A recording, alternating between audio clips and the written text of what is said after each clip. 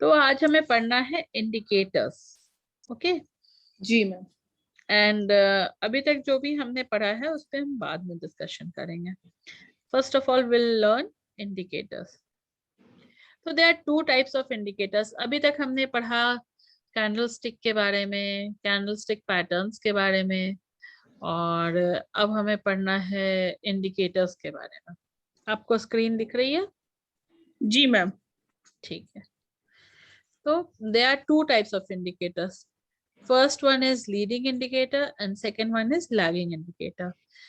Leading indicator जो होते हैं वो इंडिकेटर होते हैं, ये सारे इंडिकेटर पहले कैसे बनते हैं वो बताते। ये मैंने लास्ट क्लास में कुछ पढ़ाया था क्या? नहीं मैम, आपने एंड ही किया था कि नेक्स्ट क्लास में इंडिकेटर्स करेंगे। ओके, ठीक है। तो लीडिंग इंडिकेटर जो होते हैं वो वैसे पैरामीटर इंडिकेटर्स, वो पैरामीटर्स होते हैं जो प्राइस और वॉल्यूम एक्शन के ऊपर बनते हैं। आपकी जो भी प्राइस की मूवमेंट आती है स्टॉक में विथ वॉल्यूम, उससे ही इंडिकेटर्स बनते हैं। तो अभी तक हमने जो पढ़ा वही आधार है हमारे आगे की पढ़ाई का, आगे की स्टडी का। और ये अगर आपको प्राइस और वॉल्यूम का रिलेशन, कोरिलेशन समझ में आता है तो आप बहुत इजीली इंडिकेटर्स पे काम भी कर सकते हैं। ये इंडिकेटर्स आपको इंफॉर्मेशन देते हैं कि जो मूवमेंट आई है स्टॉक में वो सस्टेन करेगी या नहीं, या फिर कोई मूवमेंट आने वाली है तो वो भी पहले से थोड़ा बहुत पता चल जाता है। बट बेसिक जो आपकी नॉलेज होगी आगे चल के वो इंडिकेटर्स से पहले प्राइस एंड वॉल्यूम एक्शन पे होगी। ठीक है। तो जी मैम। इंडिकेटर दो प्रकार के होते हैं, leading indicator and lagging indicator. Leading indicator वो होते हैं जो प्राइस मूवमेंट आने के पहले ही बन जाते हैं, उन्हें हम बोलते हैं लीडिंग इंडिकेटर। और लैगिंग इंडिकेटर वो होते हैं जो प्राइस मूवमेंट होने के बाद बनते तो है बट इससे उनका इंपॉर्टेंस कम नहीं हो जाता है। इसका मतलब है कि वो बन रहे हैं, इसका मतलब है कि जो अभी तक आपने चार्ट पे देखा है मूवमेंट वो सस्टेन करने वाली है। तो lagging indicator are also equally important. Lagging indicator आपको इंफॉर्मेशन देता है, मान लो कोई स्टॉक है वो 100 रुपए का है, जब आपने स्टॉक बाय किया 100 रुपए का तो उस समय आपको लीडिंग इंडिकेटर इंफॉर्मेशन दे रहा था कि ये स्टॉक ऊपर जाएगा, तो आपने बाय किया 100 क्वांटिटी। बट जब लैगिंग इंडिकेटर पे भी आपको दिखने लगा कि ये स्टॉक ऊपर ही जाएगा तो आप में कन्विक्शन आता है और आप स्टॉक ज्यादा बाय करते हैं। तो दोनों का रोल अलग है, एक आपको थोड़ा पहले इंफॉर्मेशन देता है और एक आपको प्रॉपर इंफॉर्मेशन देता है, करेक्ट इंफॉर्मेशन कि yes the stock is now going to perform. तो दोनों इंडिकेटर को यूज करने आना जरूरी है। ठीक है। जी मैम। लीडिंग इंडिकेटर में हमने जो भी अभी तक चार्ट्स देखे हैं उसमें हम लीडिंग इंडिकेटर अब लगा के आगे देखेंगे। तो first leading indicator is RSI।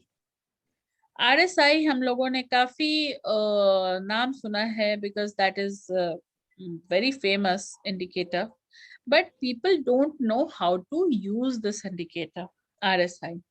RSI is relative strength index, and that gives us a lot of information about the stock.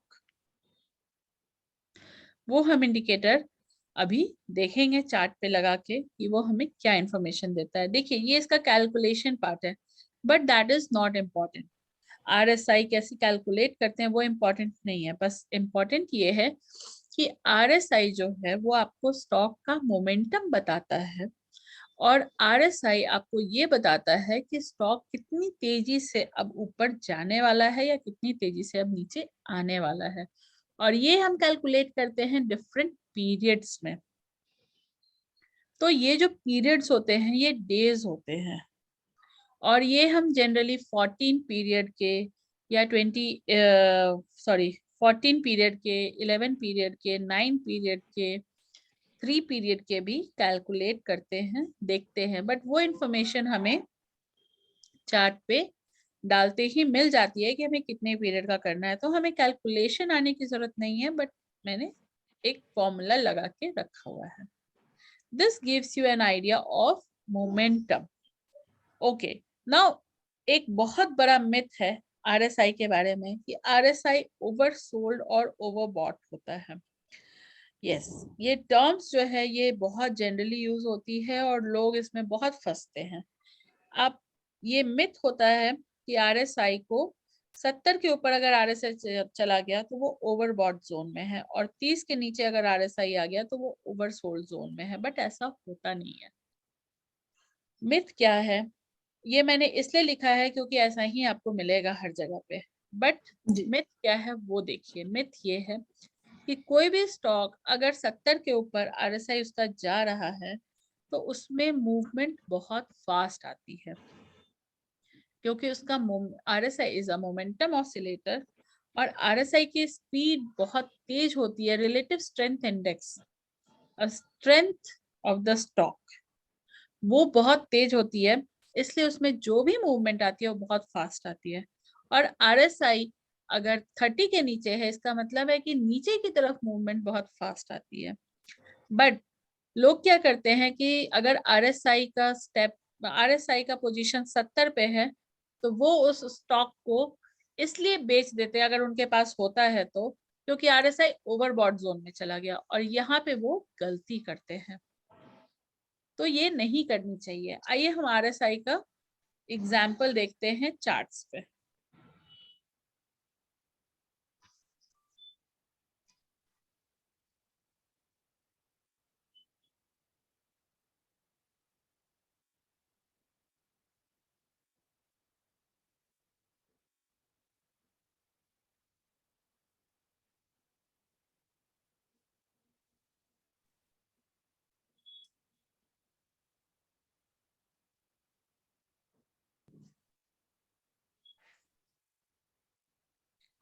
अब हम इसमें कोई स्टॉक लगाते हैं, रिलायंस इंडस्ट्री।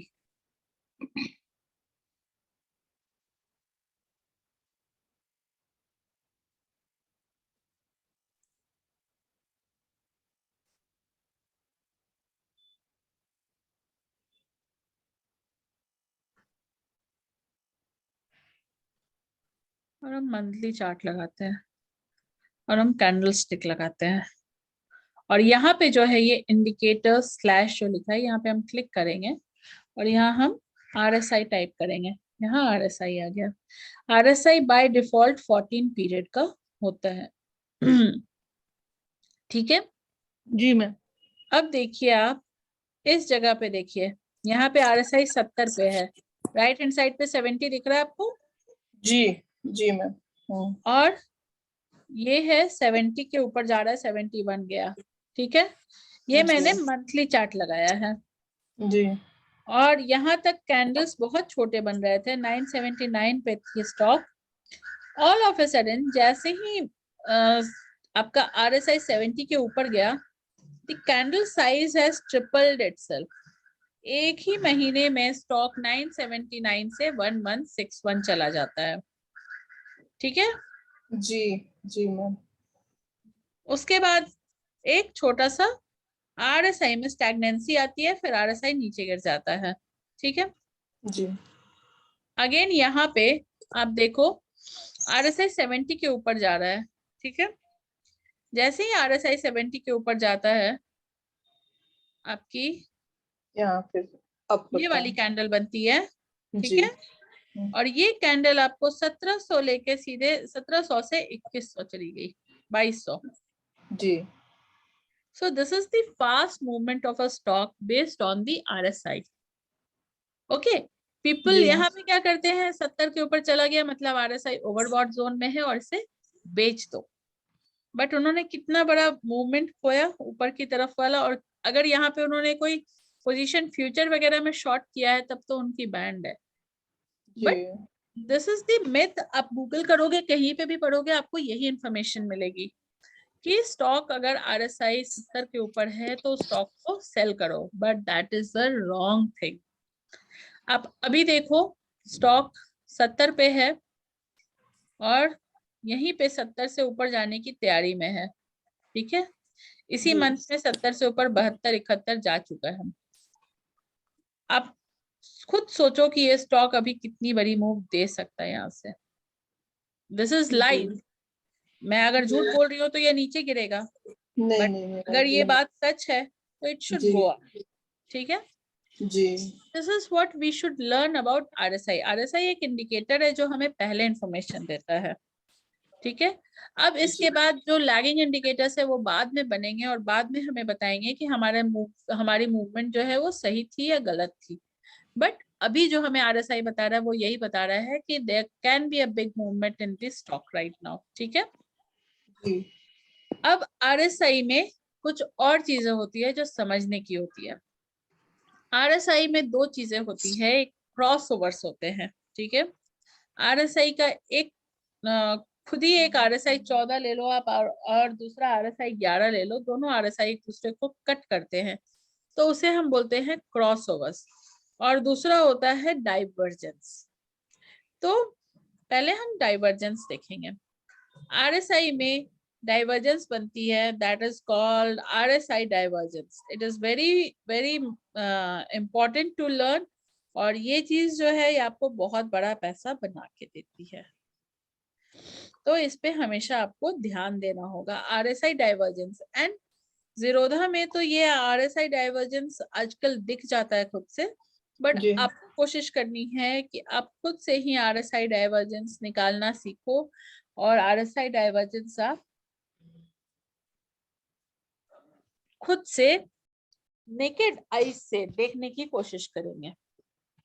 तो आपको जी हम आरएसआई डाइवर्जेंस आज पढ़ाते हैं, फिर आगे हम क्रॉस ओवर पढ़ेंगे। मैं वापस से पीपीटी पे जा रही हूँ।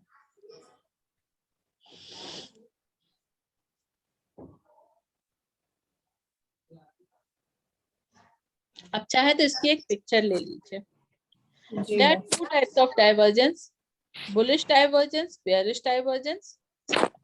उसके साथ उसमें दो और नए होते हैं, वो hidden bullish and hidden bearish divergence होते हैं। इसकी आप पिक्चर निकाल लीजिए। जी मैम अब देखिए आप, ये स्ट्रक्चर ये आपको याद रखना होगा। ठीक है, जब भी बुलिश डाइवर्जेंस होता है, रेगुलर बुलिश डाइवर्जेंस होता है। डाइवर्जेंस का मतलब क्या होता है? डाइवर्जेंस का मतलब होता है जब भी आपको कोई चीज करनी है या जो चीज अभी कोई घटना चल रही है उससे कुछ भी हट के होता है, जो एक्सपेक्टेड है उससे कुछ भी हट के होता है, तो उसे हम डाइवर्जेंस कहते हैं।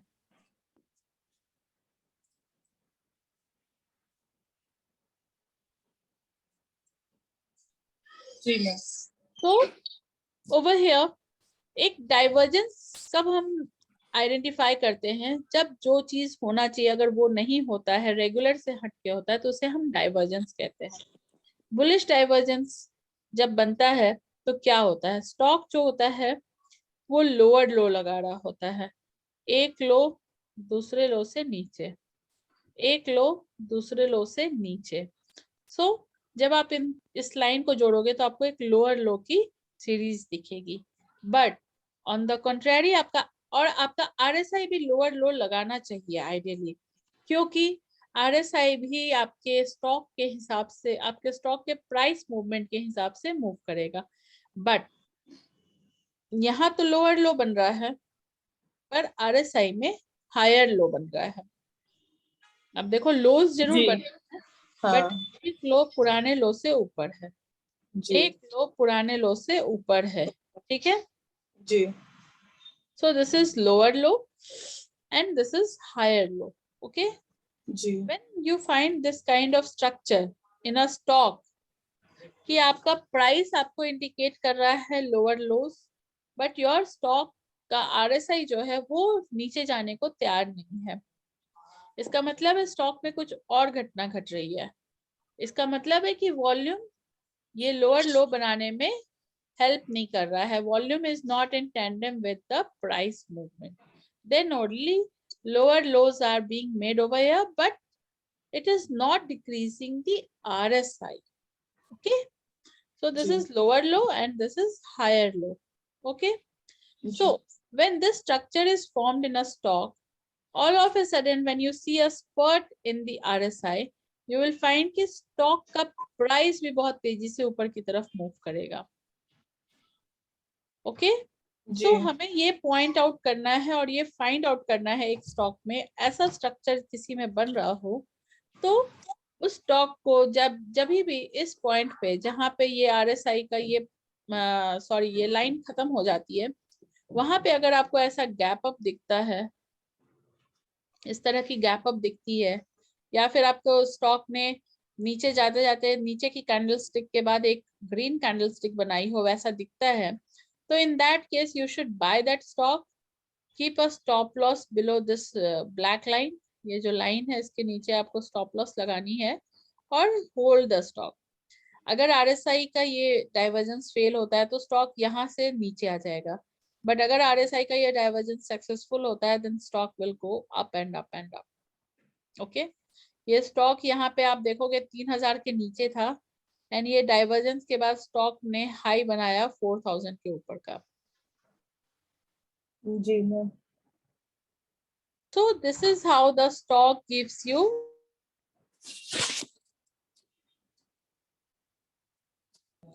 ये आपको डाइवर्जेंस फाइंड आउट करनी पड़ेगी। जब भी आपको ऐसी डाइवर्जेंस मिले तो स्टॉक को छोड़िए मत, ये बहुत बड़ा पैसा बना के देता है। ये आपको मंथली चार्ट पे, डेली चार्ट पे, वीकली चार्ट पे, इनफैक्ट आवरली चार्ट पे भी बनता है और निफ्टी एंड बैंक निफ्टी में it keeps on forming on 15 minutes chart also. तो अगर आपको ये देखने आ गया तो आप आराम से पैसा बना सकते हैं मार्केट में, पर ये देखने के लिए बहुत सारा प्रैक्टिस चाहिए। विदाउट प्रैक्टिस आप नहीं पहुंच सकते हैं उस लेवल पे।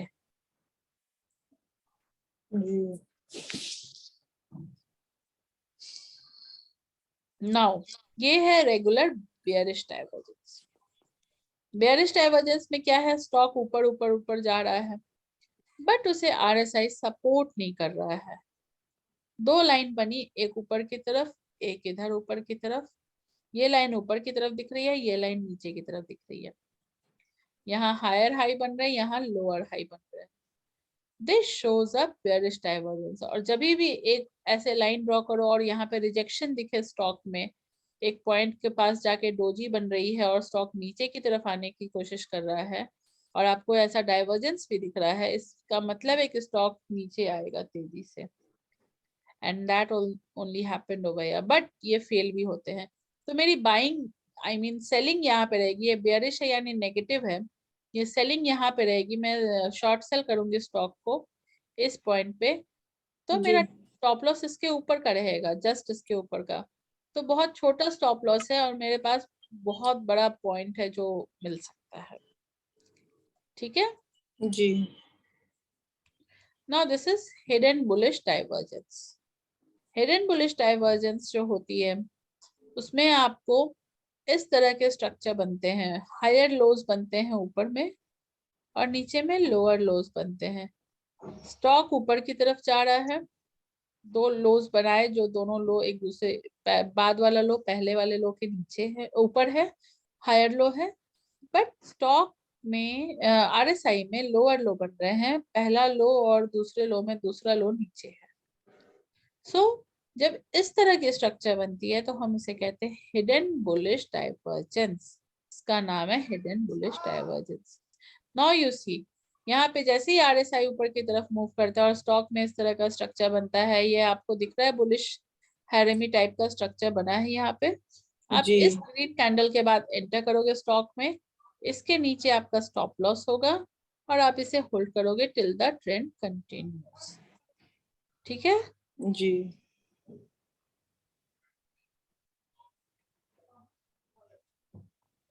now this is hidden bearish divergence. When you find this kind of peak in RSI and this kind of lower highs in price, तो आप जब इन दोनों लाइन को ऐड करोगे तो ये आपको दिखेगा हिडन बेयरिश डाइवर्जेंस। और सेम इसमें भी आपको स्टॉक को सेल करना है, शॉर्ट करना है क्योंकि ये नेगेटिव है, और यहाँ पे आप सेल करते हो या इस कैंडल पे सेल करते हो तो आपको होल्ड करके रखना है। ठीक है जी ma'am. now we will go on some charts and try to find out some live examples. Ma'am इस फर्स्ट और थर्ड ये एक दूसरे का कॉन्ट्राडिक्शन नहीं कर रहे हैं क्या? कहाँ कॉन्ट्रडिक्शन कर रहे हैं? फर्स्ट और थर्ड जो आपने बताया ना, ये जो डाइवर्जेंस एक फर्स्ट सेकेंड, हम पीछे जाते हैं। ये बोल रहे हो आप, ये थर्ड है हाँ हाँ। और ये फर्स्ट है, ठीक है। हम्म हम्म। ये बुलिश डाइवर्जेंस है, इसमें लोअर लोज बन रहे हैं और यहाँ पे हायर लोज बन रहे हैं, तो ठीक है। समझ में आ गया। और जब आप हिडन बुलिश डाइवर्जेंस पे जाते हो तो यहाँ हायर लो बन रहे हैं और यहाँ लोअर लो बन रहे हैं। मैम इसको ऐसे नहीं, मतलब जैसे कि ये आरएसआई बता रहा है, जैसे कि आरएसआई तो ये बता रहा है कि भाई ओवरबोट में है, मैं सॉरी ओवर सोल्ड में है अभी जो, और इसमें हायर लॉस बन रहे हैं। तो मैम ये एक दूसरे का मतलब कॉन्ट्राडिक्शन नहीं कर रहे हैं? पहले तो ओवरसोल्ड टाइप का टर्म आप हटा दो, ठीक है। नहीं, मैं मतलब हाँ इसीलिए बोल रहा हूँ मैम, वो समझ हाँ गया हाँ मैं आपकी बात। हाँ, समझ गए आप। हम्म। ये जो है कॉन्ट्रडिक्शन कैसे कर रहा है, आप क्या कहना चाह रहे हैं, मुझे ठीक से बताइए। मैम जैसे कि इसमें जो है मतलब हाई लॉस बने हैं, इसका मतलब अभी इसमें बुलिशनेस है। हायर लोज बने हैं मतलब बुलिशनेस है। ठीक है, लेकिन आरएसआई में लोअर लो बन रहे हैं। आगे। हाँ तो मैं ये मतलब एक दूसरे मतलब जैसे कि आरएसआई में लोअर लो बनता है, इसका मतलब ये हुआ कि मतलब इसमें वीकनेस है। हम्म और जबकि इस जो कैंडल स्टिक है इसमें हायर लो बन रहे हैं, इसका मतलब इसमें अभी भी मतलब हम्म स्ट्रेंथ है। तो हम्म। ये एक दूसरे का मतलब कॉन्ट्रडिक्शन नहीं कर रहे हैं? इसका यही मतलब है कि RSI is not in tandem with the price movement. Hmm price में बहुत ताकत है जो आपने अभी बोला, पर हम्म RSI में वो ताकत नहीं है, ठीक है। और हम्म और इसको डाइवर्जेंस कहेंगे क्योंकि RSI प्राइस के साथ नहीं चल रहा है।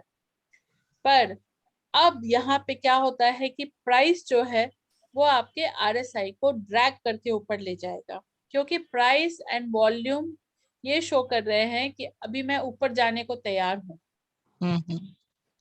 पर RSI ऊपर नहीं जाने को तैयार है। तो हाँ। जब अभी तक इसमें जो मूवमेंट आई है ये बड़ी वाली, इसमें वॉल्यूम सपोर्ट नहीं कर रहा है, हम्म।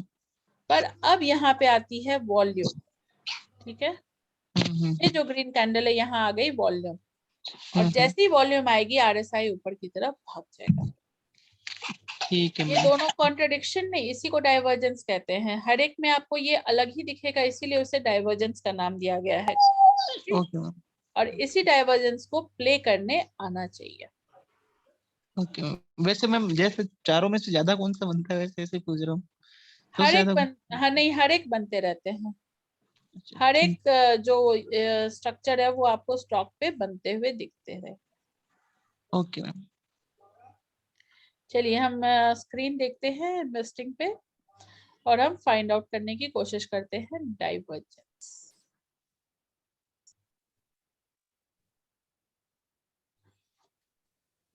ये है मंथली का चार्ट, हम लगाते हैं वीकली का चार्ट। हमें दो पॉइंट्स जो मिलाने हैं वो दोनों पॉइंट एक ही टाइम फ्रेम के होने चाहिए और एक ही जगह से कनेक्टेड होने चाहिए।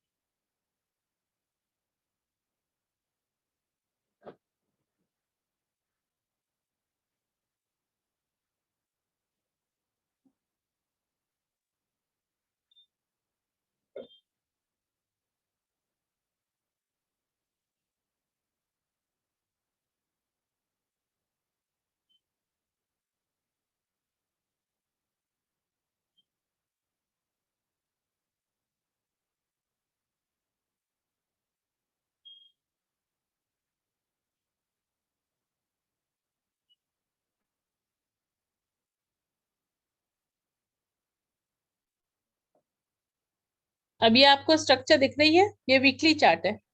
जी मैम, आपने दो ड्रॉ किया है। ये दोनों क्या दिख रहा है आप बता सकते हो? मैम एक तो डाउन जा रहा है RSI और वो अप जा रहा है, आपने जो ड्रॉ ये किया। बन रहा है लोअर लो जी, और वो और ये लोअर बन हाई। रहे हैं लोअर हाई। जी अभी जस्ट हमने देखा हिडन बुलिश डाइवर्जेंस जिसमें ये बनता है, जी, बुलिश है। This is bullish for Reliance, high this is या सेम यही स्ट्रक्चर बन रही है। जी this is hidden bullish divergence जो अभी RSI, जो अभी रिलायंस के चार्ट पे बनी है, एंड इसके जस्ट बाद की जो कैंडल है वो हमें दिख रही है।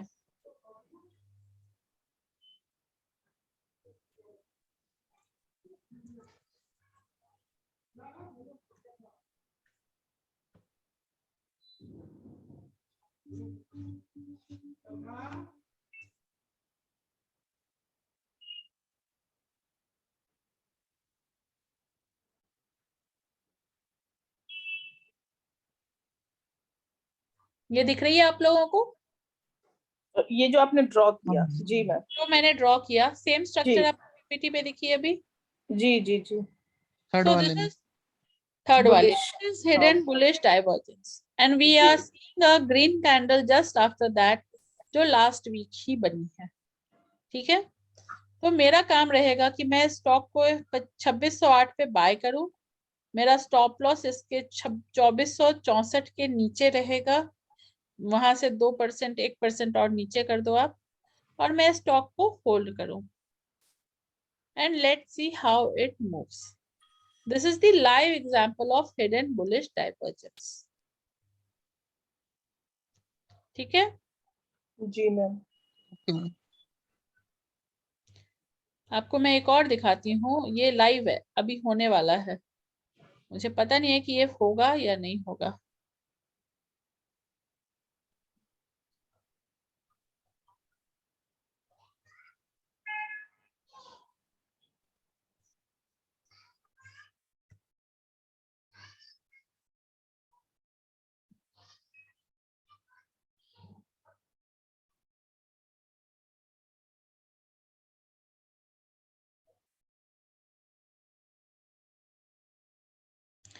यहाँ पे क्या बन रहा है, हायर लोज बन रहे हैं,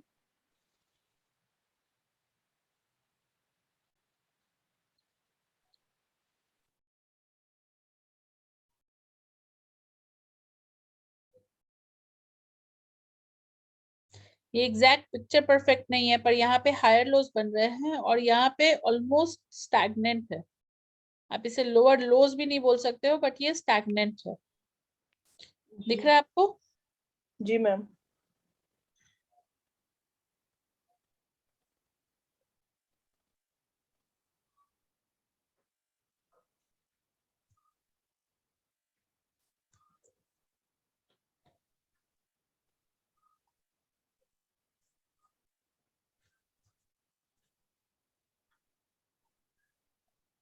So this is also a sort of hidden bullish divergence, not exactly, but it is also a sort of hidden bullish divergence.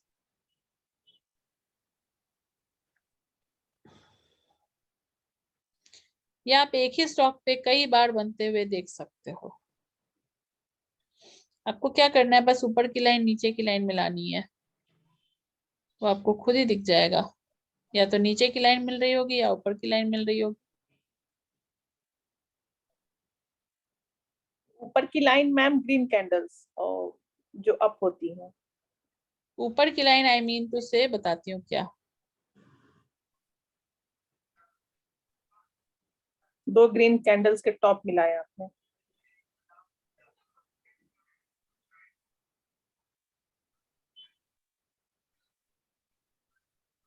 ये देखिए यहाँ पे ये बना है, ये क्या है आपको अभी मैंने जो पीपीटी में दिखाई,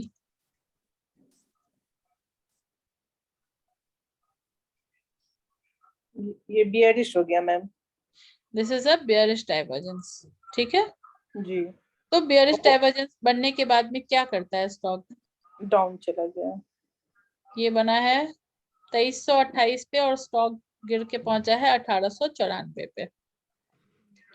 ठीक है, और अब जी यहाँ मैम। पे बन रहा है हिडन बुलिश डाइवर्जेंस, एक ही स्टॉक में मैंने दिखाया है ये सब, कुछ जी। नया नहीं कर रही हूँ।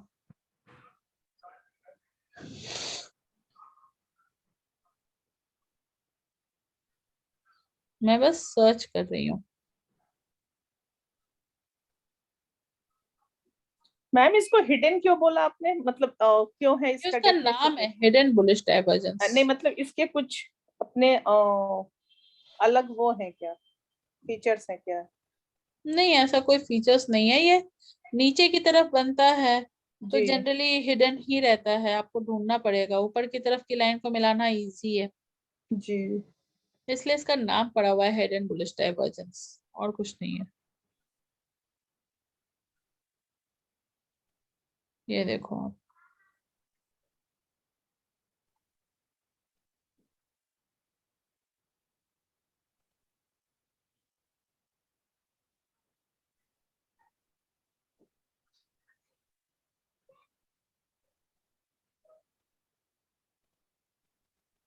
आपको बस ध्यान में रखना है कि वो सेम टाइम पीरियड का हो, और आपको आरएसआई और प्राइस मूवमेंट में एक चेंज दिखे।